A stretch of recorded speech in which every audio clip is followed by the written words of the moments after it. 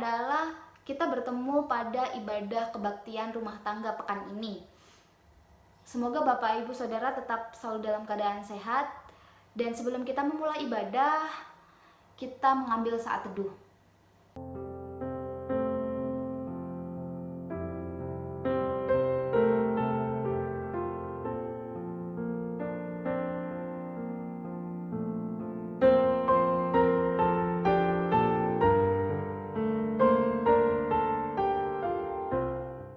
Untuk menyambut Roh Kudus yang hadir di tengah-tengah kita pada saat ini, kita menyanyi pujian dari Kidung Jemaat 450, bait yang pertama dan yang kelima, Hidup Kita Yang Benar.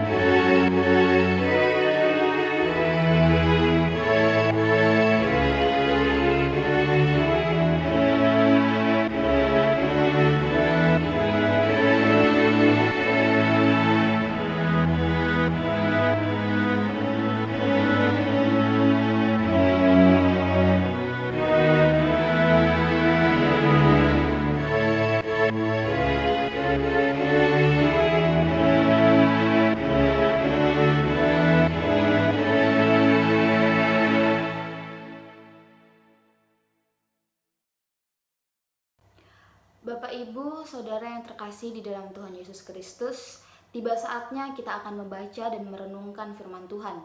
Namun sebelum kita membaca dan merenungkannya, kita bersatu di dalam doa agar Roh Kudus turun untuk membimbing kita. Mari kita berdoa. Tuhan Allah yang bertakhta di dalam kerajaan sorga, terima kasih untuk setiap kesempatan yang Tuhan telah berikan kepada kami sehingga kami boleh bersekutu bersama di dalam ibadah kebaktian rumah tangga. Sekalipun di dalam virtual ini Tuhan, kami yakin sapaan Roh Kudus-Mu turun atas setiap kami yang bersama-sama bersekutu pada saat ini. Tuhan, sebentar kami akan membaca dan merenungkan firman-Mu, kiranya Engkau mengirim Roh Kudus-Mu atas kami sehingga hati dan pikiran kami tidak mengembara ke tempat lain. Biarkan kami menghayati setiap pesan yang Engkau sampaikan dalam firman-Mu ini. Terima kasih Tuhan, dalam nama-Mu kami berdoa dan mengucap syukur. Amin. Bapak Ibu Saudara, pembacaan Alkitab kita pada saat ini terambil dari Roma pasalnya yang ke-6. Roma pasal yang ke-6. Roma pasal yang ke-6 ayatnya yang ke-12 sampai ke-23. Roma pasal 6 ayat 12 sampai dengan ayat 23.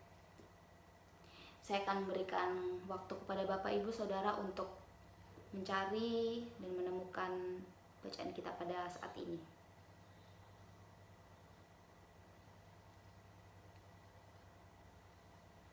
Apabila kita semua sudah menemukannya, saya akan membacakannya bagi kita semua. Roma 6 ayat yang ke-12 sampai ke-23 yang menyatakan, sebab itu hendaklah dosa jangan berkuasa lagi di dalam tubuhmu yang fana, supaya kamu jangan lagi menuruti keinginannya. Dan janganlah kamu menyerahkan anggota-anggota tubuhmu kepada dosa untuk dipakai sebagai senjata kelaliman. Tetapi serahkanlah dirimu kepada Allah sebagai orang-orang yang dahulu mati, tetapi yang sekarang hidup. Dan serahkanlah anggota-anggota tubuhmu kepada Allah untuk menjadi senjata-senjata kebenaran, sebab kamu tidak akan dikuasai lagi oleh dosa, karena kamu tidak berada di bawah hukum Taurat, tetapi di bawah kasih karunia. Jadi bagaimana? Apakah kita akan berbuat dosa karena kita tidak berada di bawah hukum Taurat, tetapi di bawah kasih karunia? Sekali-kali tidak.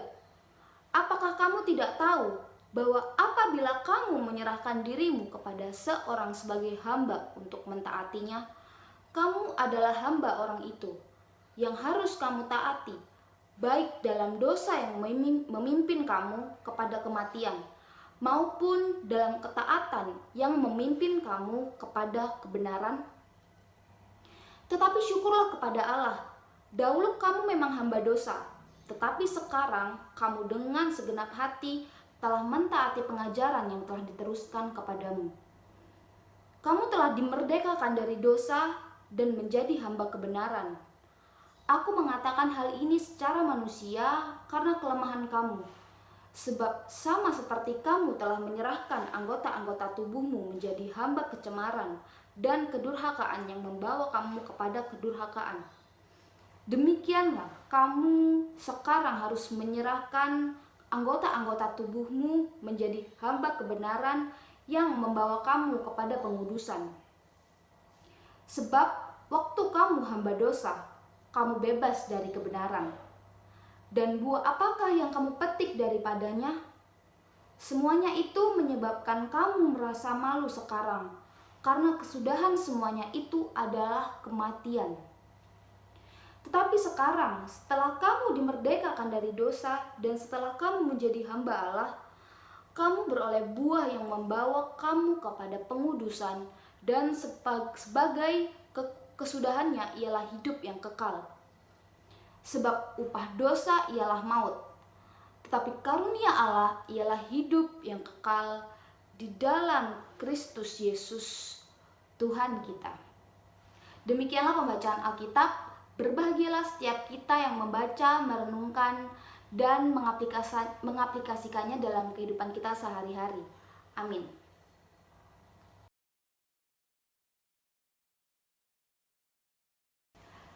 Bicara tentang dosa adalah sebuah tindakan yang dilakukan secara sadar, mau, dan tahu bahwa itu salah, dan tindakan tersebut melenceng dari kehendak Allah.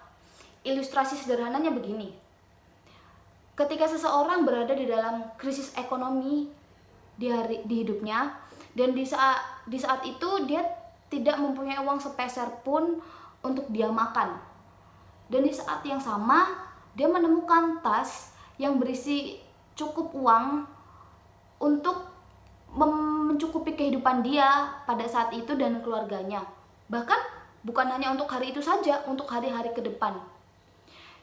Dia dipunyai dua pilihan. Dia disuguhkan dua pilihan pada saat itu. Yang pertama, dia mau mengambilnya dan membawa pulang tas itu bersama-sama dengan dia dan dipakai untuk mencukupi kehidupannya. Atau yang kedua, dia bisa meninggalkan tas tersebut di sana, tidak menyentuhnya sama sekali, atau juga dia bisa mengantarkan tas tersebut kepada si pemilik. Kita hidup selalu mempunyai pilihan-pilihan yang ada. Namun, jika seseorang itu bisa egois sebagai manusia, yang memang notabene sifat manusia itu memiliki keegoisan, dia membawa pulang tas tersebut ke rumah dan bisa saja dia menganggap bahwa tas itu adalah berkat dari Tuhan. Itu adalah jawaban Tuhan terhadap kesusahan dia pada saat itu. Namun, yang perlu disadari oleh kita Bapak Ibu Saudara yang terkasih, tindakan ataupun segala sesuatu yang bertentangan dengan kehendak Allah adalah dosa dan merampas milik yang bukan punya kita, melainkan milik orang lain adalah sebuah tindakan yang berdosa. Di dalam konteks bacaan kita saat ini Bapak Ibu Saudara, Rasul Paulus ingin mengingatkan kepada jemaat di Roma yang pada saat itu tindakannya, gaya hidupnya, cara mereka menjalani kehidupan sehari-hari itu melenceng dari kehendak Allah. Rasul Paulus ini mengibaratkan jemaat Roma hanya memiliki dua pilihan. Mereka ingin menjadi hamba dosa, hamba dari dosa, atau hamba dari ketaatan. Rasul Paulus ingin mengingatkan jemaat di Roma dan kepada kita pada saat ini bahwa hidup di dalam Kristus tidak selalu bahagia, tidak selalu berjalan sesuai dengan keinginan-keinginan kita. Kita harus ingat dengan istilah memikul salib Kristus. Kristus hidup dan mati di kayu salib bagi kita itu bukan secara cuma-cuma, dan jangan kita menjadikan pengorbanan Kristus itu sia-sia. Di dalam ayat yang ke-20 dan 21 dikatakan, sebab jika kamu hamba dosa, kamu bebas dari kebenaran, dan buah apakah yang kamu petik daripadanya? Semuanya itu menyebabkan kamu merasa malu sekarang, karena kesudahan semuanya itu adalah kematian. Seperti contoh ilustrasi yang tadi, ketika seseorang itu mengambil dan membawa pulang isi tas yang berisi uang tersebut, di hari kemudian atau bisa juga beberapa waktu setelah itu dia ketahuan. Entah ketahuan oleh orang lain atau bisa saja ketahuan oleh si pemilik tas tersebut. Lalu apa yang terjadi?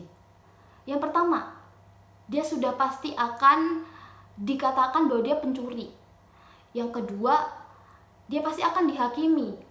Entah itu akan dihakimi oleh masyarakat di sana, dan dia akan masuk ke dalam ranah pengadilan.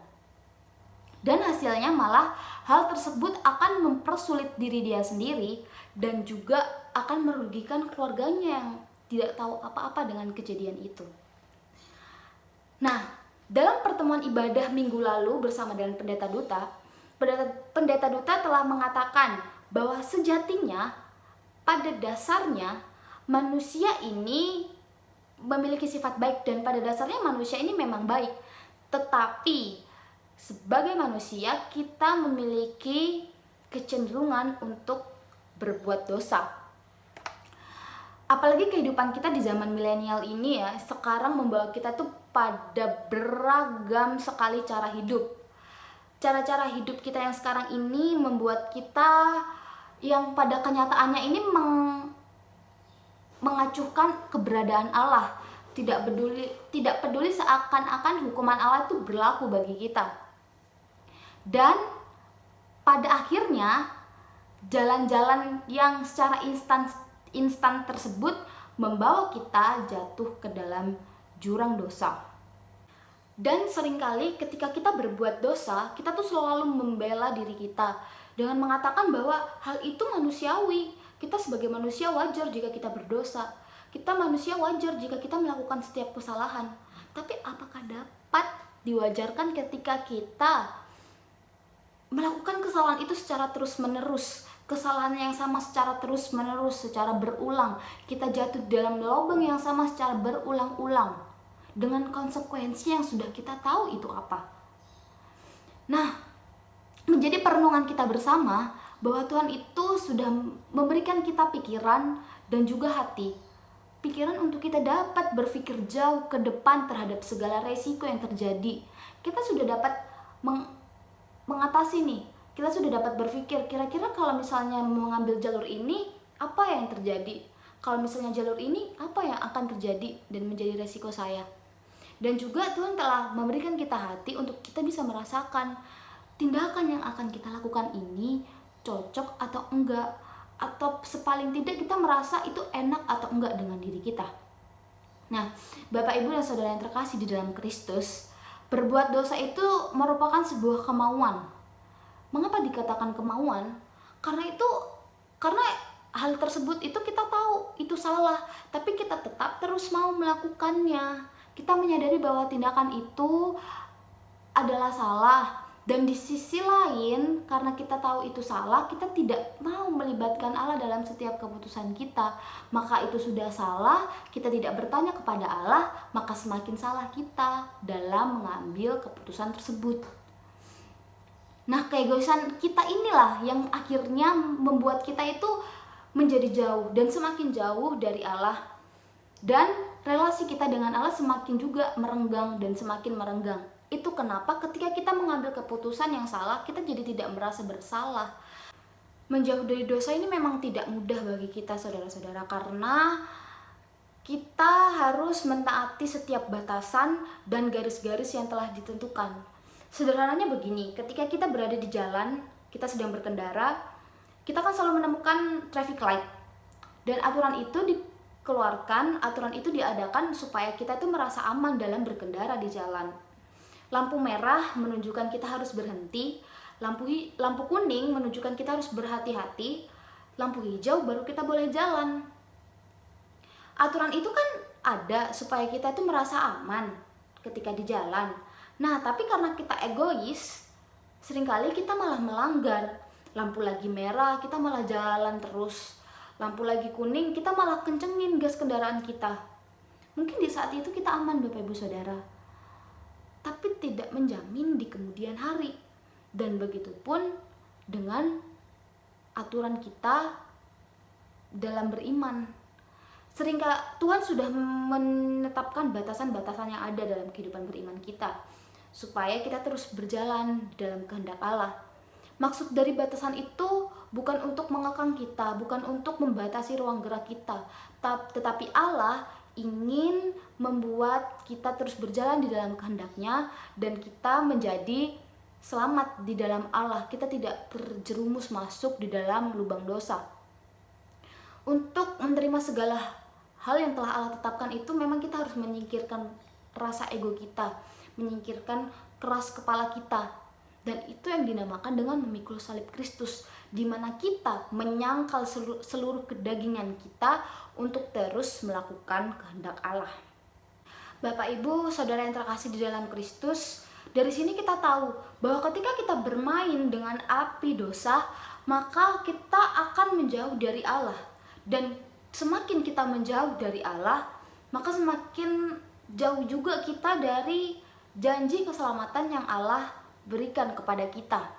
Untuk itu, untuk terus berjalan bersama-sama dengan Allah dalam kehidupan kita, kita harus melakukan dua hal ini. Yang pertama, menguatkan diri dan tidak bersikap bebal. Mustahil memang jika kita ini hidup di dunia tidak ada godaan. Dunia punya 1001 cara untuk membuat kita ini terjerumus di dalam dosa dan melakukan segala sesuatu yang di luar kehendak Allah. Untuk itu kita perlu menguatkan diri kita. Dengan apa? Dengan prinsip hidup yang kita punya. Kita harus memiliki prinsip agar kita tidak mudah terjerumus dalam godaan dunia. Dan kita juga tidak boleh bebal terhadap teguran-teguran yang menuju kepada kita. Entah itu teguran dari luar, entah itu teguran dari orang-orang terdekat kita. Jangan pernah menghiraukan. Lebih baik kita merefleksikan teguran tersebut di dalam diri kehidupan kita. Perlu kita ketahui bahwa kebebalan itu tidak akan pernah membawa kita kepada keselamatan yang Allah janjikan. Nah, yang kedua, mencintai Allah. Jika kita mencintai sesuatu, pasti kita akan melakukan segala sesuatu untuk orang yang kita cintai.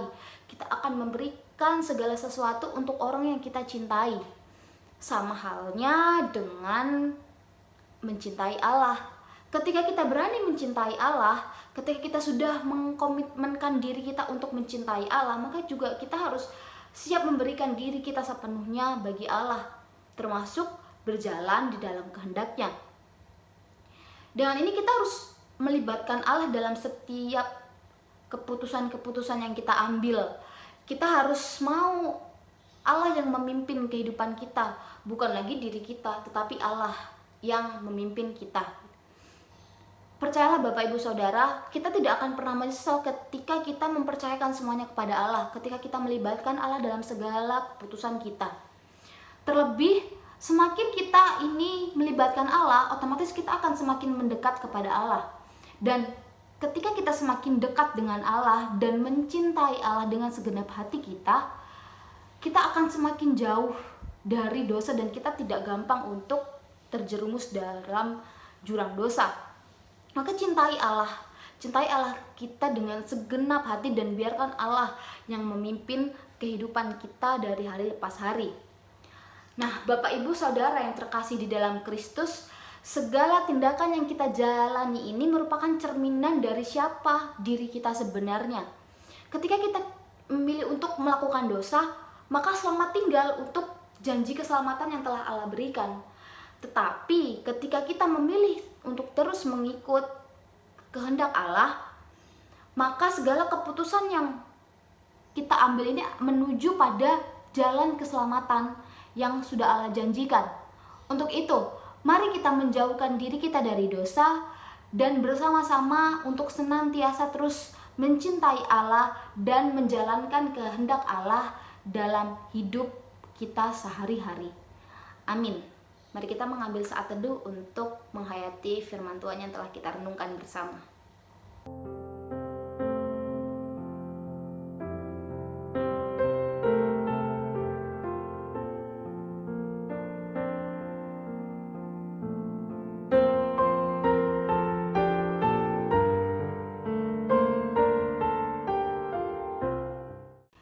Bapak Ibu Saudara yang terkasih di dalam Tuhan Yesus Kristus, tiba saatnya kita memberikan persembahan yang terbaik bagi Tuhan. Seperti yang tertulis di dalam 2 Korintus 9 ayat yang ke-7. Hendaklah masing-masing memberikan menurut kerelaan hatinya, jangan dengan sedih hati atau karena paksaan. Sebab Allah mengasihi orang yang memberi dengan sukacita. Sambil memberikan persembahan dengan hati yang sukacita, kita menyanyi pujian dari PKJ 264 bait yang pertama dan yang ketiga. Apalah arti ibadahmu?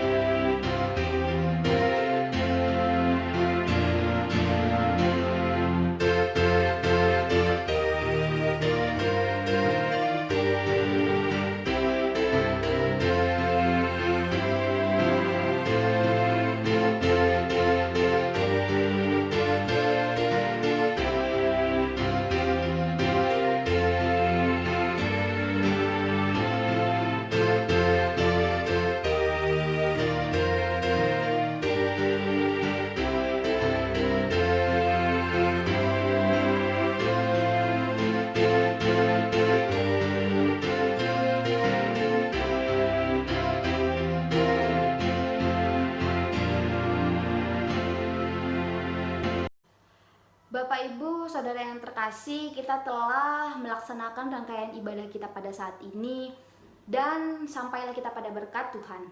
Dan terimalah berkat Tuhan. Tuhan memberkati engkau dan melindungi engkau.